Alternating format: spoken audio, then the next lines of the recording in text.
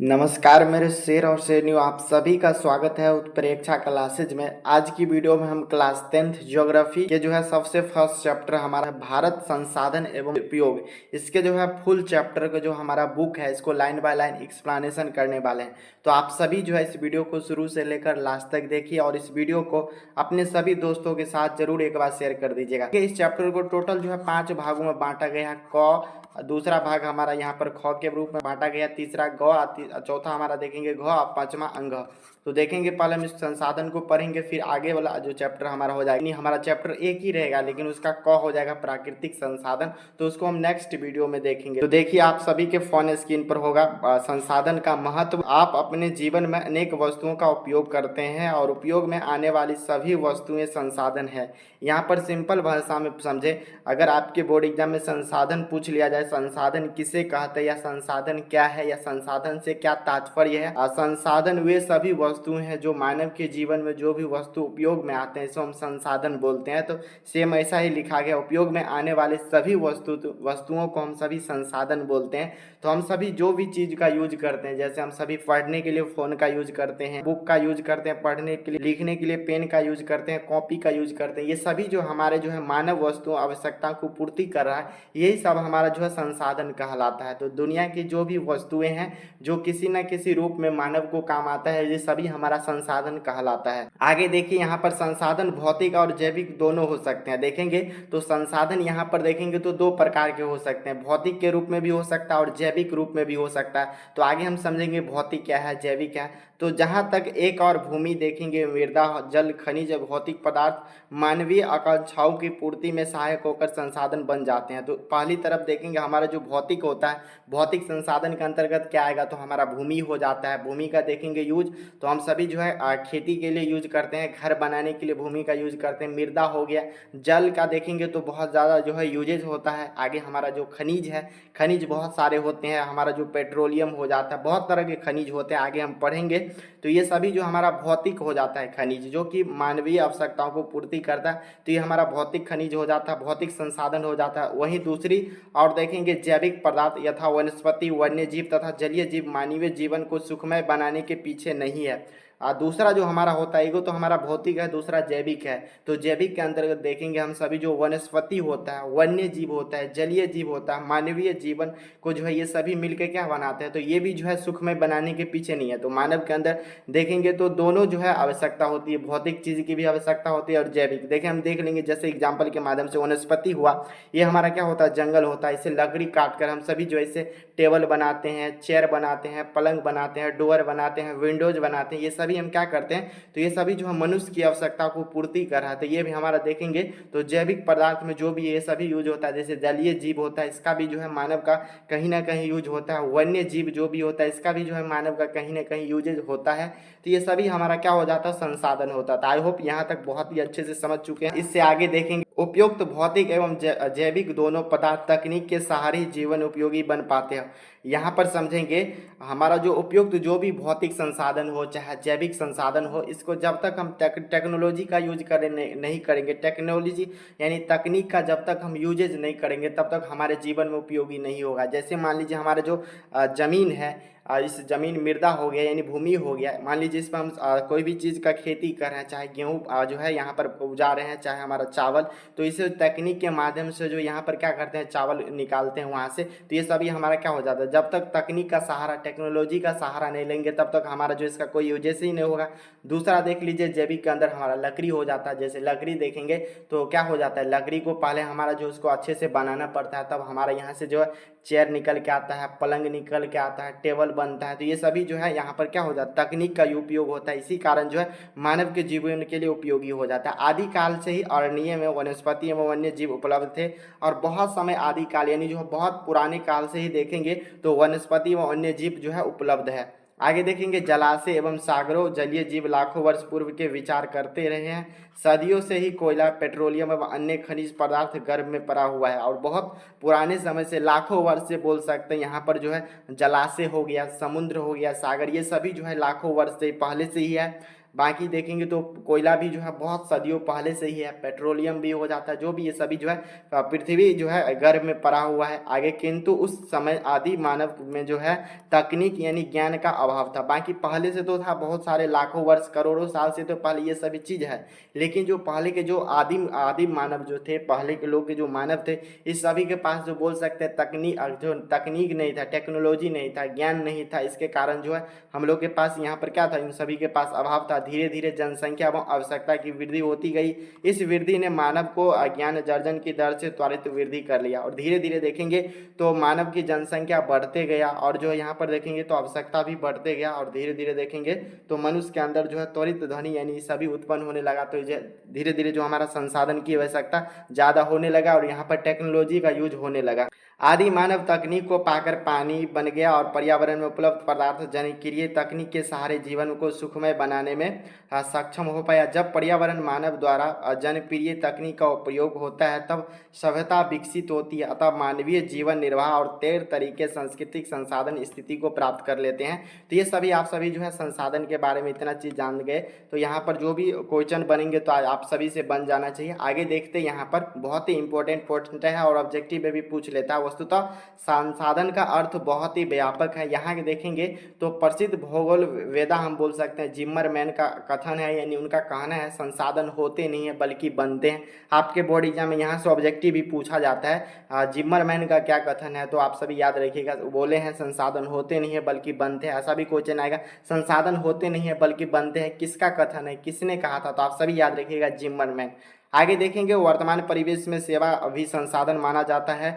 कोई गायक या कवि या चित्रकार अपने क्रियाकलाप से धनार्जन एवं स्वयं को संतुष्ट करता है। आगे देखेंगे तो वर्तमान समय में जो सेवा है, हम किसी व्यक्ति को सेवा कर रहे हैं, जैसे डॉक्टर देखिए वो क्या कर रहे हैं, लोगों को सेवा कर रहे हैं, ट्रीटमेंट उसका कर रहे हैं। गायक है अपना क्या कर रहे हैं, लोगों को गायकी करके जो उनको सेवा दे रहे हैं।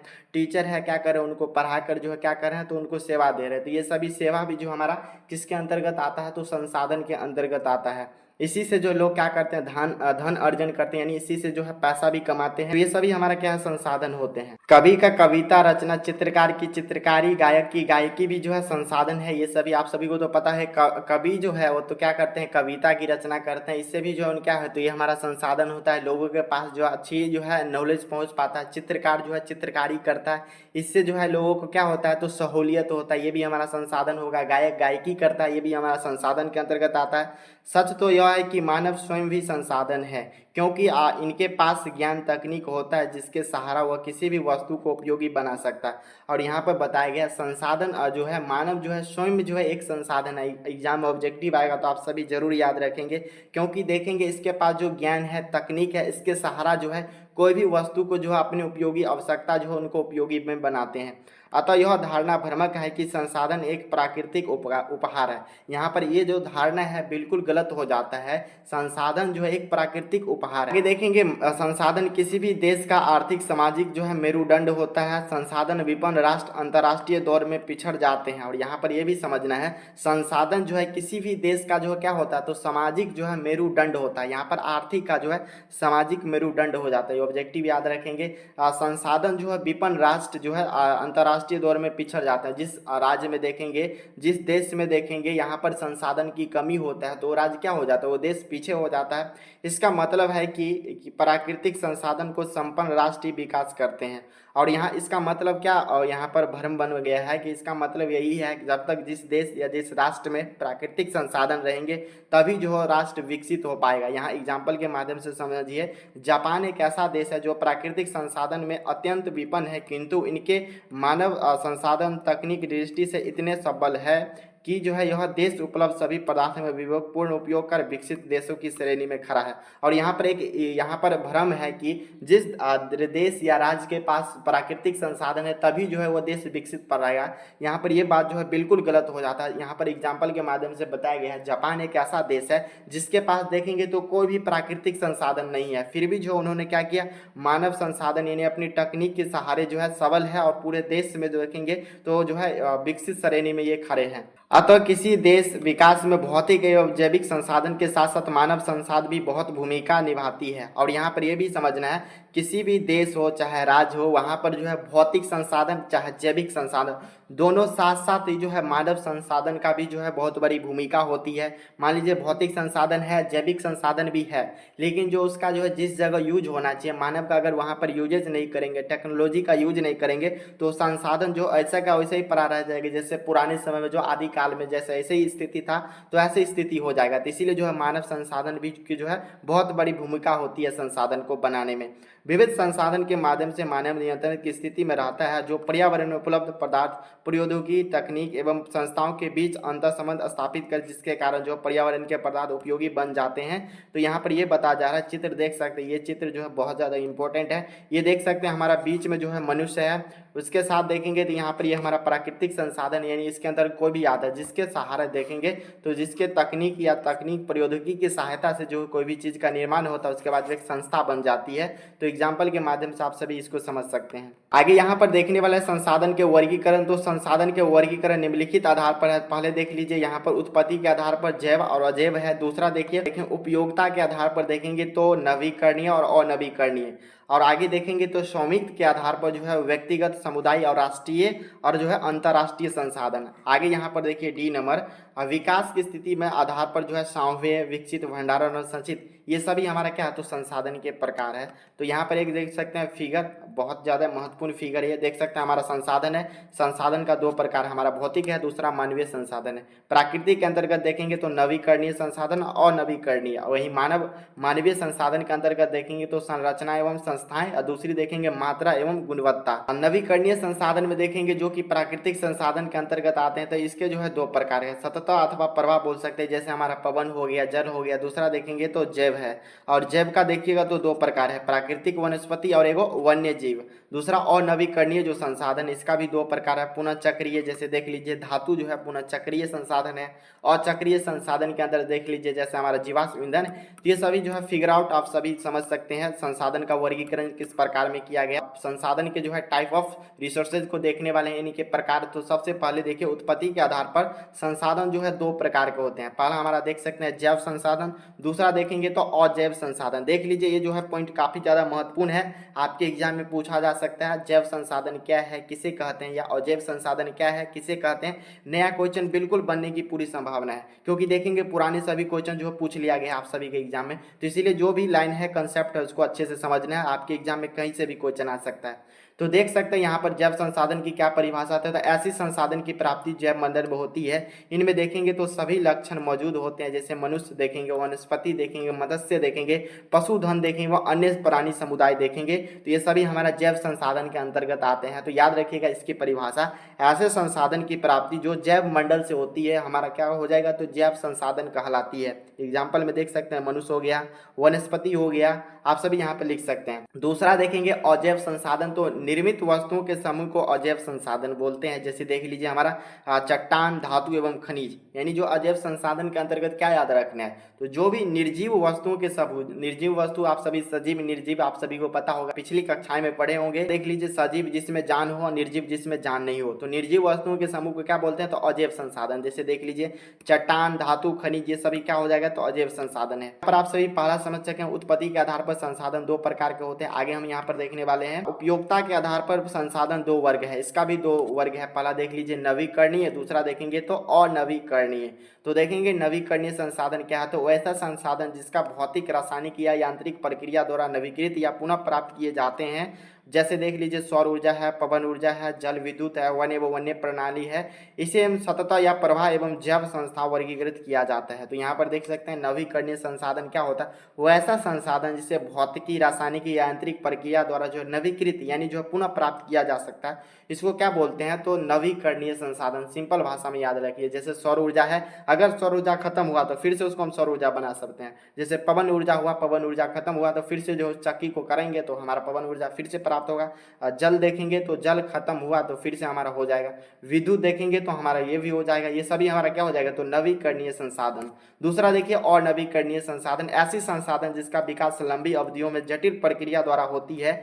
इस प्रक्रिया को पूरा होने में लगभग जो है लाखों हजारों वर्ष लग जाते हैं। कुछ ऐसा संसाधन होते हैं जिन्हें पुनः जो है चक्रीय नहीं है, एक बार प्रयोग होने के साथ वो जो है समाप्त हो जाता है, जैसे जीवाश्म ईंधन देखिए तो समझना है। और नवीकरणीय संसाधन वे सभी संसाधन हो जाते हैं जो कि बहुत सारे जो है सदियों लगभग लाखों वर्ष लग जाते हैं पुनः जो है प्राप्त होता है, इसी को और नवीकरणीय संसाधन बोलते हैं। जैसे देख लीजिए जीवाश्म ईंधन में, जैसे मान लीजिए पेट्रोल है, पेट्रोल का जब हम एक बार इसका यूजेज कर लेंगे यानी एक बार हमारा यूज हो जाएगा तो पुनः जो है ये नहीं आ सकता है, तो यही हमारा और नवीकरणीय संसाधन आप सभी समझ चुके हैं। और नवीकरणीय संसाधन बाकी आगे देख लीजिए, स्वामित्व के आधार पर जो है संसाधन 4 प्रकार के होते हैं, तो आप सभी देख लीजिए। पहला हमारा व्यक्तिगत संसाधन, यानी क्या बोल सकते हैं, पर्सनल जो हमारा होता है। देख लीजिए ऐसा संसाधन जो किसी खास व्यक्ति के अधिकार क्षेत्र में होता है, जिसके बदले में वे सरकार को लगान भी चुकाते हैं। जैसे देख सकते हैं भूखंड, घर या अन्य जायदाद जिन पर जो है लोगों का निजी स्वामित्व होता है, बाग बगीचा, तालाब, कुआं इत्यादि ऐसे संसाधन जिन पर जो है व्यक्ति निजी स्वामित्व रखता है,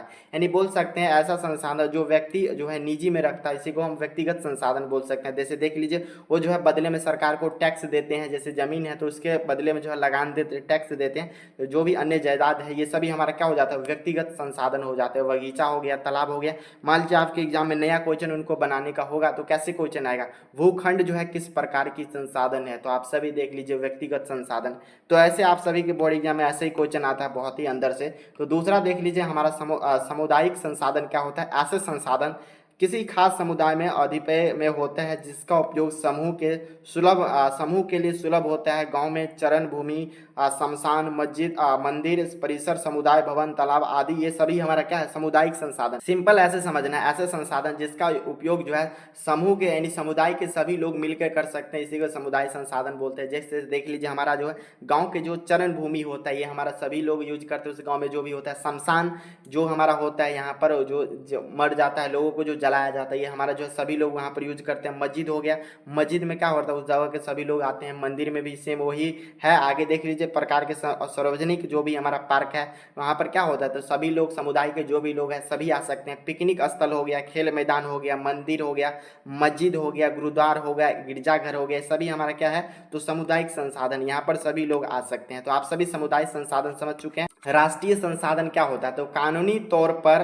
देश या राष्ट्र के अंतर्गत सभी उपलब्ध संसाधन हमारा राष्ट्रीय संसाधन है। देश की सरकार को वैधानिक हक हुए व्यक्तिगत संसाधनों का अधिकरण या आम जनता हित में होती है। अपने गांव में आसपास क्षेत्रों में शहरी विकसित प्राधिकरण बोर्ड देखा होगा, इस प्रकार सरकार की भूमि अधिकृत करने हेतु अधिकृत किया जाता है। भूमि सहित एवं अन्य नगरीय संसाधन विकास होते हैं। तो सिंपल समझना है, राष्ट्रीय संसाधन इन राष्ट्र भर में जो भी संसाधन हो उसे हम राष्ट्रीय संसाधन बोलते हैं। तो आप सभी इसको समझ चुके हैं। बाकी आगे हम यहाँ पर देखने वाले अंतर्राष्ट्रीय संसाधन क्या होता है। तो ऐसा संसाधन नियंत्रण अंतर्राष्ट्रीय संस्था करती है जो तटरेखा से 200 किलोमीटर की दूरी छोड़कर खुले महासागरीय संसाधन पर किसी देश का अधिपत्य नहीं होता है। ऐसे संसाधन का उपयोग सिर्फ अनुशासन हेतु अंतर्राष्ट्रीय संस्था की समिति के द्वारा जो है इस राष्ट्र का किया जाता है। सिंपल याद रखिए, पूरे विश्व भर में जो है जिस संसाधन का यूजेज कर सकता है वो हमारा अंतर्राष्ट्रीय संसाधन होता है।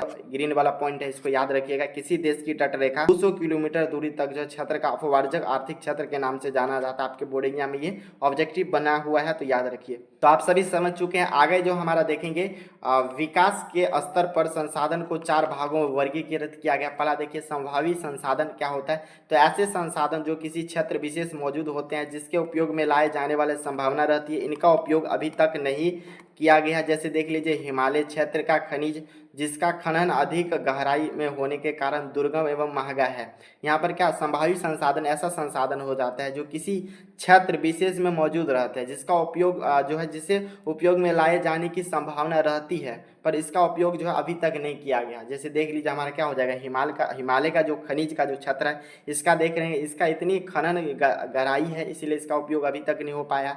जैसे दूसरा देखिए गुजरात राजस्थान के क्षेत्र में जो पवन और सौर ऊर्जा का असीम संभावना है, ये भी हमारा क्या है संभावी, यानी जो है आगे की जो संभावना है इसी को संभावी संसाधन बोलते हैं। तो आप सभी याद रख लीजिएगा। जो हमारा जो ग्रीन वाला पॉइंट है जरूर याद रखिएगा, यहाँ से ऑब्जेक्टिव पूछ लेता है आपके एग्जाम में।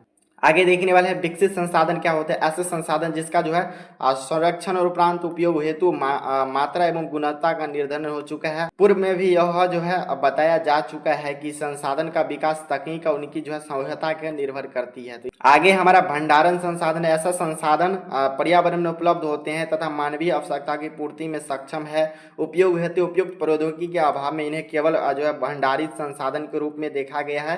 यानी भंडारण क्या है, मतलब रखा हुआ संसाधन, इसी को भंडारण बोल सकते हैं। उदाहरण देख लीजिए, जैसे जल हो गया, हाइड्रोजन एवं ऑक्सीजन का यौगिक, जिसमें जो है ऊर्जा उत्पादन की असीम क्षमता छिपी हुई है, लेकिन उच्च तकनीक के अभाव में जो है ऐसा संसाधन अभी तक जो है इसका उपयोग नहीं हो रहा है। यानी भंडारण के रूप में अभी ये संसाधन रखा गया है, बाकी उच्च तकनीक के कारण जो अभी तक वो है ही नहीं टेक्नोलॉजी, जिसके कारण जो अभी तक इसका यूजेज नहीं हुआ है। हमारा सचित कोश संसाधन क्या होता है। वास्तव में ऐसे संसाधन भंडारण संसाधन के ही अंश है जिसका उपयोग तकनीक के आधार पर प्रयोग किए जा सकते हैं। इसका तत्काल उपयोग परम से नहीं किया गया। यह भविष्य की पूंजी है। नदी जल भविष्य में जल विद्युत उत्पन्न करने की उपयुक्ति हो सकती है। वर्तमान में देखेंगे इसका उपयोग अत्यंत ही सीमित है। ऐसा संसाधन वन और या बांधों के जल में जो है संचित है। यानी क्या इसमें समझना है, ऐसा संसाधन जिसका जो अभी तक भंडारण के रूप में उपस्थित है, लेकिन इसका अभी तक इसका भी यूज नहीं हुआ है। जैसे देख लीजिए, जल विद्युत जो उत्पन्न करना होगा, नदी जल, ये सभी हमारा देख सकते हैं, ये सभी हमारा क्या हो जाएगा, तो संचित संसाधन हो जाएगा। यहाँ पर आप सभी समझ चुके हैं जो संसाधन के कौन कौन से टाइप्स थे, आप सभी देख सकते हैं। आगे हम यहाँ पर समझने वाले संसाधन का नियोजन। संसाधनों का विवेकपूर्ण उपयोग ही संसाधन का नियोजन कहलाता है। यानी संसाधन का हम जिस तरह सही ढंग से यूजेज करेंगे, उपयोग करेंगे, यही हमारा जो है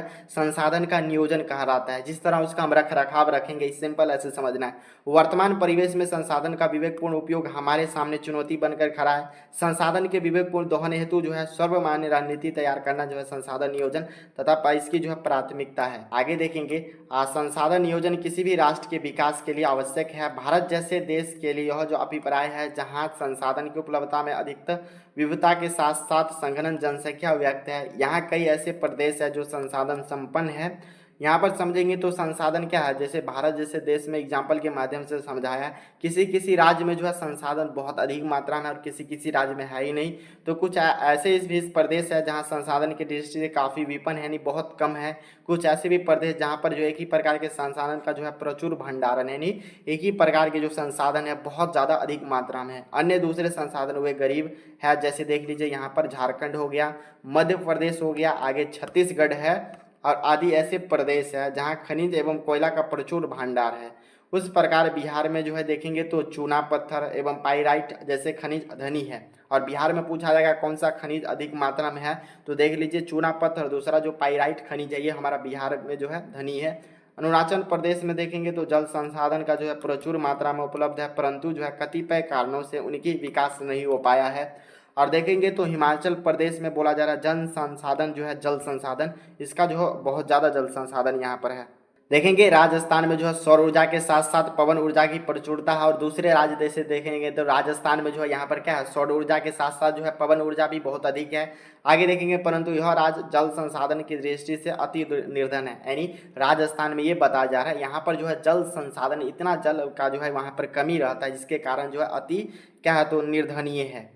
आगे देखेंगे, भारत के अंतर्गत लद्दाख ऐसे भी क्षेत्र है जो शीत मरुस्तर के रूप में अन्य भागों को हो गया है। और यहाँ पर देखेंगे तो हमारा जो भारत के अंदर जो लद्दाख वाले जो एरिया है यहाँ पर क्या हो गया, मरुस्तर हो गया है।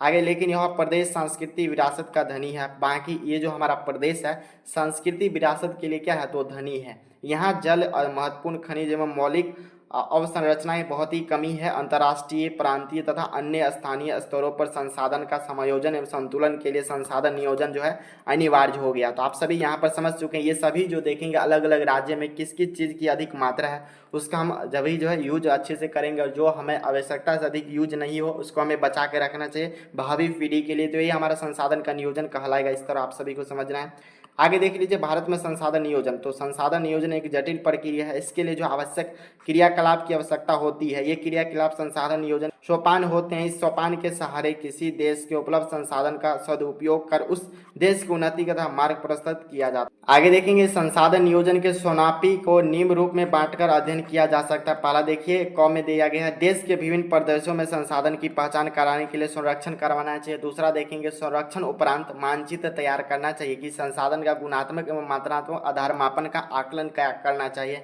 तीसरा नंबर पर हमें सोचना चाहिए संसाधन विकास योजना को मूर्त रूप देने के लिए जो उपयुक्त प्रौद्योगिकी कौशल एवं संस्थागत योजना के रूप में हमें जो है तैयार करना चाहिए। और चौथा देखिए तो राष्ट्रीय विकास योजना एवं संसाधन विकास योजना के माध्यम से समन्वय स्थापित करना चाहिए। आगे देखेंगे हमारे देश में स्वतंत्रता प्राप्ति के बाद से ही संसाधन नियोजन की जो है लक्षित उद्देश्य हासिल करने का प्रयास किया जा रहा है। इस संदर्भ में जो है भारत सरकार प्रथम पंचवर्षीय योजना के जो है प्रयासत में किसी भी प्रकार का जो है विकास हेतु संसाधन का आवश्यक शर्त है, किंतु जो है प्रौद्योगिकी एवं संस्थाओं में वांछित परिवर्तन के अभाव के कारण संसाधन की उपलब्धता से विकास संभव नहीं है। और यहाँ पर ये बताया जाएगा हमारा देश जो है जब से आज़ाद हुआ है उस समय से देखेंगे तो यहाँ पर क्या करने की कोशिश किया जा रहा है, तो संसाधन का नियोजन जो है वो लक्षित जो हासिल करने का कोशिश किया जा रहा है। प्रत्येक पंचवर्षीय योजना में ऐसा ऐसा किया जाता है। आज भी हमारे देश में कई ऐसे राज्य हैं जहां संसाधन की प्रचुरता के बाद भी आर्थिक रूप से पिछड़े राज्य की गणना की जाती है।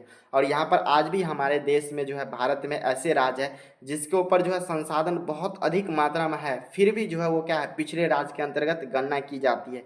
इसके विपरीत कुछ ऐसे भी राज्य है जो संसाधन के अभाव में भी आर्थिक रूप से विकसित है। पर ऐसे भारत में ऐसे और कुछ राज्य भी है जिसमें जो है वहाँ पर संसाधन बिल्कुल भी बहुत कम मात्रा में फिर भी जो है वो राज्य जो है क्या बहुत ज़्यादा विकसित है। तो यहाँ पर देख सकते हैं, आगे देख सकते हैं हम संसाधन का जो है संरक्षण यानी कैसे उसका बचाव कर सकते हैं। तो सभ्यता एवं संस्कृति के विकास में संसाधन की अहम भूमिका होती है। तो आप सभी को पता हो सभ्यता हो चाहे संस्कृति हो, विकास में जो है या डेवलपमेंट में जो है यहाँ पर संसाधन की क्या होती है बहुत ज़्यादा भूमिका होती है, किंतु जो है संसाधन का अविवेकपूर्ण या अतिशय उपयोग विविध प्रकार के सामाजिक आर्थिक संस्कृति या पर्यावरणीय समस्या को जन्म देते हैं। बाकी जो है यहाँ पर ये सभी तीन से जो है यहाँ पर सभ्यता हो गया संस्कृति हो गया सभी जो संसाधन का विकसित होता है, परंतु जो है यहाँ पर संसाधन का जो है सही से यूज नहीं करना जिससे जो है कि सामाजिक आर्थिक सांस्कृतिक यानी पर्यावरण जो है समस्याओं को यहाँ पर क्या देता है जन्म दे देता है। इन समस्याओं के समाधान हेतु विभिन्न स्तर पर संरक्षण की आवश्यकता है। संसाधन का नियोजित एवं विवेकपूर्ण उपयोग ही संरक्षण कहलाता है। तो आप सभी देख लीजिए संसाधन का नियोजित एवं विवेकपूर्ण उपयोग करना ही हमारा संसाधन का संरक्षण कहलाता है। आगे देख लीजिए प्राचीन काल से ही जो है संसाधनों का संरक्षण समाज सुधारक नेताओं चिंतकों एवं जो है पर्यावरणीयवादियों के लिए चिंतनीय ज्वलंत विषय रहा है। इस संदर्भ में महान दार्शनिक चिंतक जो है महात्मा गांधी के विचार देख लीजिए। यहाँ पर जो है क्या बोले हैं महात्मा गांधी संसाधन के ऊपर, तो हमारे पास पेट भरने के लिए बहुत कुछ है लेकिन पेट भरने के लिए नहीं है। ये जो है बात किसने कहा था, आपके बोर्ड एग्जाम ऑब्जेक्टिव में पूछ लेता तो याद रखिएगा महात्मा गांधी। आगे देख लीजिए मेधा पाटेकर का जो है नर्मदा बचाओ अभियान जो है किसके द्वारा किया गया, तो ऑब्जेक्टिव में पूछ लिया जाता है नर्मदा बचाओ अभियान किसके द्वारा किया गया, तो मेधा पाटेकर। आगे देख लीजिए सुंदरलाल बहुवन जो है चिपको आंदोलन को क्या किए, तो यहाँ पर जो है विस्तार किए। आगे संदीप पांडे द्वारा जो है वर्ष जल संचय का जो है विकसित किया गया। कृषक भूमि का विस्तार किया गया। संसाधन संरक्षण की दिशा में अत्यंत सराहनीय कदम उठाए गए। ये सभी देखेंगे तो महान महान व्यक्ति जो है संसाधन को बचाने के लिए सभी काम किए।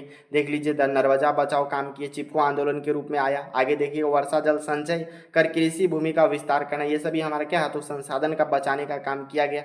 आगे देखिए गांधी जी कई ऐसे चिंतकों का मानना है मानव का स्वार्थ और लालची प्रवृत्ति तथा आधुनिक तकनीक शोषणात्मक क्रियाकलाप संसाधन को जो है तीव्रता ह्रास के लिए मजबूर कर रहा है। गांधी मशीन द्वारा उत्पन्न को घोर विरोधी करते हैं। और यहाँ पर ऑब्जेक्टिव भी पूछ लेता है गांधी द्वारा जो है किस चीज़ का जो है घोर विरोध करते हैं, तो याद रखिएगा मशीन का। आगे देखेंगे वे बड़े जन समुदाय द्वारा उत्पन्न उत्पादन में समर्थ थे जिससे जो है एक बड़ी आबादी बेरोजगारी जैसे सामाजिक कोड में बचाया जा सकता है। और यहाँ पर ये बोला जा रहा है वैसे वे सभी बड़े समुदाय उत्पादनों से हम ऐसा कर सकते हैं। यहाँ पर जो लोगों के अंदर बेरोजगारी है यहाँ पर मशीन का यूज नहीं करेंगे, वहाँ पर जो है लोगों जो बेरोजगार है उसको ऐसा काम दे दें। यहाँ पर जो भी यहाँ पर बॉक्स जो बनाया गया है बहुत ज़्यादा इंपॉर्टेंट बॉक्स है। देख लीजिए मानव एवं तकनीक की शोषणात्मक दोहन प्रवृत्ति डाकुओं की अर्थव्यवस्था कहलाती है यानी रोवर्स इकोनॉमी कहा जाता है। तो यहाँ पर आप सभी याद रखिएगा ये जो भी पॉइंट है आपके एग्जाम में पूछे हुए क्वेश्चन है पूछ लेता है डाकुओं का दोहन किस प्रकार की अर्थव्यवस्था है, तो याद रखिएगा यहाँ पर मानव तकनीक की शोषणात्मक किस प्रकार की अर्थव्यवस्था है, तो याद रखिएगा डाकुओं की अर्थव्यवस्था। आगे हमारा देखिए संसाधन संरक्षण हेतु अंतर्राष्ट्रीय स्तर पर जो है अनेक सम्मेलन हुए, जैसे सर्वप्रथम 1968 में जो है क्लब ऑफ रोमन ने इसकी वकालत की थी। दूसरा देखिएगा 1974 में शमशेर की पुस्तक स्मॉल इन ब्यूटीफुल में इसके जो है संबंधित गांधी जी का विचार प्रकाशित किया गया। आगे देखेंगे ब्रेटल एंड आयोग द्वारा जो है 1987 का प्रतिवेदन में ही संसाधन संरक्षण के संबंध में विश्व जागृति की रजिस्ट्री से खोलने के लिए कारगर सिद्ध हुआ। यहाँ पर ये बोला जा रहा है अलग अलग लोगों का द्वारा जो अलग अलग सम्मेलन किया गया, अलग अलग पुस्तक के माध्यम से जो यहाँ पर ये बताया गया संसाधन को कैसे जो बचाना है। तो यहाँ पर सभी डेट दे सकते हैं, याद रखिएगा, ये सभी ऑब्जेक्टिव में पूछा जा सकता है। आगे देखेंगे इसमें जो है सतत विकास की संकल्पना के साथ साथ संसाधन संरक्षण पर बल दिया गया है। इस रिपोर्ट के बाद हमारा जो साझा भविष्य आवर कॉमन फ्यूचर शीर्षक से कभी दस्तावेज प्रकाशित किया गया है कि रियो डी जनेरा जो ब्राजील में है 1992 में जो आयोजित पृथ्वी सम्मेलन में इस संदर्भ में जो सुनिश्चित प्रयास किया था। पर एक सम्मेलन हुआ था किस जगह पर, तो याद रखिएगा रियो डी जनेरो, जो कि कहाँ है, ब्राजील में। कब किया गया था, तो 1952 में, इसी तहत जो है किया गया। दूसरा देखिए यहाँ पुनः 1957 में जो है न्यूयॉर्क में द्वितीय पृथ्वी सम्मेलन तथा 2002 में जोहान्सबर्ग आयोजित तृतीय पृथ्वी सम्मेलन संसाधन संरक्षण हेतु जो विश्व स्तरीय जो है सराहनीय प्रयास किया गया। तो पहला याद रखिए कब किया गया, तो 1992 में। कहाँ पर, ब्राजील में। एक जगह कहाँ है, तो रियो डी जनेरो। दूसरा देखेंगे तो कब किया गया था, तो 1957, जस्ट 5 साल बाद। तो देखिए कहाँ पर किया गया, तो न्यूयॉर्क, जो कि हमारा क्या दूसरा हुआ। और तीसरा देखिए जस्ट फिर 5 साल बाद 2002 जोहान्सबर्ग में जो है तीसरा पृथ्वी संरक्षण किया गया। आगे यहाँ पर हम सभी देखेंगे सतत विकास की अवधारणा क्या है, तो मनुष्य संसाधन के जीविका का आधार जीवन की गुणवत्ता बनाए रखने के लिए संसाधन का सतत विकास की अवधारणा आवश्यक है। और संसाधन प्राकृतिक दफ्तफार की जो है अवधारणा के कारण मानव इनका जो है अंधाधुंध दोहन किया जा रहा है, जिसके कारण जो मानवीय जो समस्या यहाँ पर उत्पन्न हो रही है। तो यहाँ पर सतत विकास यही होता है, आने वाली पीढ़ी को जो है यहाँ पर जो भी अभी संसाधन है उसको सही से यूज करके आने वाली पीढ़ी के लिए जो संसाधन को अच्छे से हम संयोजन करेंगे, अच्छे से बचाएंगे, वही हमारा सतत विकास कहलाता है। व्यक्ति के लालच लिप्सा ने संसाधन के तीव्रता दोहन कर संसाधन को भंडारण में चिंतनीय ह्रास ला लिया। और व्यक्ति के अंदर जो लालच ये सब के कारण जो है यहाँ पर क्या हो गया, संसाधन का भंडारण में कमी आते जा रहा है। संसाधन का जो है संकेंद्रीकरण यानी सेंट्रलाइजेशन खास लोगों के हाथों में आने से समाज में दो स्पष्ट संपन्न एवं विपन्न रूप में बांट गया। संपन्न पूरा संसाधन और विपन्न यहाँ पर संसाधन हो ही नहीं, तो दो भागों में बट चुका है। देखेंगे संपन्न लोगों द्वारा जो है स्वार्थ में जो है वशीभूत होकर संसाधनों का विवेकपूर्ण दोहन किया जाता है, जिससे विश्व परिस्थिति में घोर संकट की स्थिति उत्पन्न हो गई है। और भूमंडलीय ताप, ओजोन क्षय, पर्यावरण प्रदूषण, मृदा संरक्षण, भूमि विस्थापन, अम्लीय वर्षा, असम ऋतु परिवर्तन जैसी जो है स्थिति संकट रूप में व्यक्त सभ्यता को निगल जाने की तैयार है। और यहाँ पर देख सकते हो जो संपन्न लोग होते हैं, जिसके पास जो मान लीजिए संसाधन का बहुत ज़्यादा यूज करते हैं, जिसके कारण जो है पूरे देखेंगे तो परिस्थिति जो तंत्र है विश्व में जो भी परिस्थिति तंत्र है इसमें जो है संकट स्थिति उत्पन्न हो गया। जैसे देखिए यहाँ पर जो है मंडलीय तापन हो गया, ओजोन परत जो है धीरे धीरे क्षय होने लगा है, विश्व पर्यावरण जो है पूरे विश्व में जो है पर्यावरण प्रदूषण होते जा रहा है, मृदा का संरक्षण यानी मृदा जो है भूमि जो है धीरे धीरे खराब होते जा रहा है, जिसके कारण जो है देखेंगे तो अम्लीय वर्षा भी हो रहा है। ये सभी देख सकते हो यहाँ पर जो है परिस्थिति संकट में जो है ये जिसका संपन्न है ये बहुत ज़्यादा यूज करते हैं, जिसके कारण ऐसा हो रहा है। और पूरा जो है सभ्यता को निगल जाने की ये जो है तैयारी हो रहा है। अगर इन स्वास्थ्य तत्वों देशों तथा अनवर्त विदोहन चलता रहा तो पृथ्वी जैसे जो है जैव संसार विनाश का आगोश पर आ जाएगा। आगे देखेंगे यहाँ पर उपयुक्त परिस्थितियों से निजात पाने के लिए विश्व शांति के साथ जैव जगत में गुणवत्तापूर्ण जीवन लौटाने के लिए सर्वप्रथम समाज के संसाधनों का नियम जो है संगत बंटवारा, अफवाह के दूसरे शब्दों में संसाधन का नियोजन उपयोग होना आवश्यक है। इसे बचने के लिए जो हमें यहाँ पर क्या करना चाहिए, तो जो भी संसाधन है इसका जो है संगत बंटवारा होना चाहिए। दूसरा देखेंगे तो दूसरे सब में संसाधन का जो है नियोजित उपयोग होना चाहिए, आवश्यक है। इससे जो है पर्यावरण के बिना क्षति पहुँचाए भविष्य की आवश्यकताओं के जो है मेन जहर वर्तमान के प्रकार विकास में जो है कायम रख सकता है। और इससे जो है देखेंगे वर्तमान में जो यूज होगा उसका तो ठीक है, बाकी आने वाला समय में इसका जो अच्छे से यूज हो पाएगा।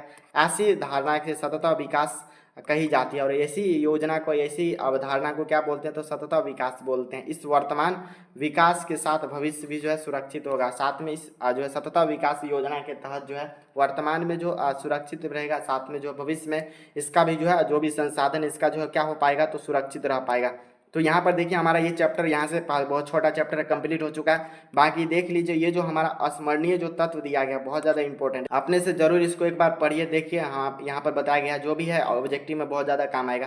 प्रथम पृथ्वी सम्मेलन का आयोजन जो है 3 से लेकर 14 जून 1920 बिराउन को जो है रियो डी जेनेरो में किया गया, जिसके जो है विकसित एवं विकासशील देशों में लगभग जो 178 प्रतिनिधियों ने भाग लिया था। इस सम्मेलन में ग्लोबल वार्मिंग, वन संरक्षण, जैव विविधता कार्यक्रम 21 एवं जो है रियो घोषणा पर समझौता किया गया। तो देख लीजिए प्रथम पृथ्वी सम्मेलन में क्या क्या किया गया, आपके एग्जाम में आ सकता है। दूसरा देखेंगे यहाँ पर कार्यक्रम जो यहाँ पर देखेंगे तो संयुक्त राष्ट्र पर्यावरण विकास UNCED में जो है रियो डे जेनेवा सम्मेलन में जो है राष्ट्रीय एवं स्वीकृत 800 पृष्ठीय एक घोषणा पत्र, जिसमें सतत विकास को प्राप्त करने के लिए 21 जो है कार्यक्रम यहाँ पर चलाए गए थे। आगे देखिए दूसरा जो हमारा पृथ्वी सम्मेलन हुआ था का आयोजन 23 से लेकर 27 जून 1957 को न्यूयॉर्क में प्रथम सम्मेलन का मूल्यांकन के लिए 5 वर्ष बाद आयोजित किया गया था। इसे फ्लेक्स 5 सम्मेलन भी कहा जाता है। तो मान लीजिए आपके एग्जाम में आ जाएगा फ्लेक्स 5 सम्मेलन क्या है, तो आप सभी फंस जाएंगे, तो जरूर इसको याद रखिएगा। आगे देखेंगे यहाँ पर जो है क्योटो सम्मेलन, ये तो आपके एग्जाम में पूछा हुआ है, क्वेश्चन है। तो दिसंबर 1997 में पृथ्वी के ग्लोबल वार्मिंग को बचाने के लिए जापान के क्योटो में सम्मेलन आयोजित किया हुआ था, जिसमें जो 159 देश ने जो है भाग लिया था। इसमें देखेंगे तो 6 गैस जैसे हमारा CO2,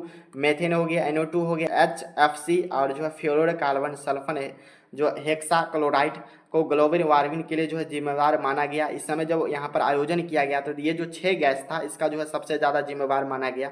इसका उपयोग जो है कम कटौती पर सहमति बनी और यहाँ जहाँ यूरोपीय संघ ग्रीन हाउस गैस से उत्सर्जन 8%, संयुक्त राज्य अमेरिका 7% और जापान 6% की कटौती में सहमत हुआ। मॉन्ट्रियल समझौता 1987 का विस्तार भी माना जाता है और इस सम्मेलन में विश्व पर्यावरण सम्मेलन या ग्रीन हाउस सम्मेलन के नाम से भी जाना जाता है। क्योटो सम्मेलन में क्या हुआ था, बाकी आगे देख लीजिए। हमारा जो तृतीय पृथ्वी सम्मेलन 10 वर्ष बाद 26 अगस्त से लेकर 4 सितंबर 2002 जो है जीवांश वर्ग में आयोजित हुआ था। इस सम्मेलन में पर्यावरण संबंधित 150 धाराओं विश्व स्तरीय सहमति तैयार करना था और इस सम्मेलन में कई परिणाम नहीं निकल चुके और इस सम्मेलन के बीच में विभिन्न देशों में लगभग जो है 2000 प्रतिनिधियों ने जो है यहाँ पर क्या कर लिया था। तो तीसरे जो सम्मेलन हुआ था इसमें तीसरा सम्मेलन में भाग लिया था। ये चैप्टर जो हमारा यहाँ पर पूरा कंप्लीट हो चुका है। बाकी आप सभी को इस समझने में कोई भी दिक्कत होगा तो आप सभी जरूर हमें कमेंट करके बता सकते हैं। पर पहली बार आए तो सब्सक्राइब करके ऑल पर दबा दीजिए और इस वीडियो को अपने सभी दोस्तों के साथ जरूर शेयर कर दीजिए। इसके जो अगले वीडियो में इसके जो भी इंपॉर्टेंट सब्जेक्टिव क्वेश्चन और इंपॉर्टेंट ऑब्जेक्टिव क्वेश्चन दोनों एक ही साथ कर लेंगे। तो चलिए आप सभी से मिलते हैं नेक्स्ट वीडियो में, तब तक आप सभी अच्छे से पढ़ाई करें। जय हिंद।